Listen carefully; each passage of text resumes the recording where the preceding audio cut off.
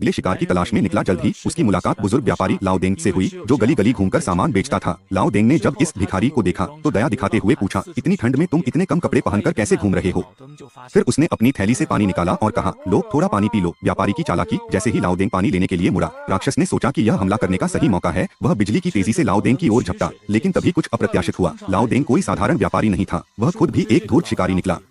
जैसे ही राक्षस उसके करीब पहुंचा, लाओ देंग ने अचानक अपनी जेब से 2 बड़ी चाकू निकाल ली और बिना कोई समय गवाए सीधे राक्षस के 8 पैक एब्स में घोंप दी। मैं एक व्यापारी हूँ, आधी रात को किसी को मारने का कोई इरादा नहीं है, लेकिन अगर तू मुझे ही मारने आ गया तो मैं पागल हूँ क्या, जो चुपचाप मर जा।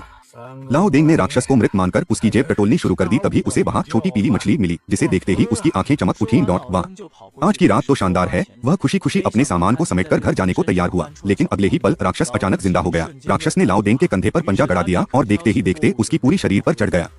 लाओ देंग के पास बचने का कोई रास्ता नहीं था। कुछ ही सेकंड में राक्षस ने उसे पूरी तरह निगल लिया और उसे मौत के घाट उतार दिया। इसके बाद राक्षस ने लाओ देंग के कपड़े पहन लिए और खुद को एक व्यापारी की तरह पेश करते हुए गांव में जा पहुंचा। गांव के लोग उसकी मीठी मीठी बातों में आकर उसकी दुकान की ओर आकर्षित हो गए, लेकिन जैसे ही पर्याप्त भीड़ इकट्ठा हुई, राक्षस ने अपना असली रूप धारण कर लिया और क्लेआम मचाना शुरू कर दिया। देखते ही देखते सैकड़ों गांव वाले उसके भोजन में तब्दील हो गए। लेकिन फिर राक्षस ने गांव के लगभग सभी लोगों को निगल लिया। फिर जब वह पानी से कुल्ला करने के लिए एक बड़े पानी के टैंक को खोलने ही वाला था, तभी उसने वहां एक छोटी लड़की को छिपा हुआ पाया।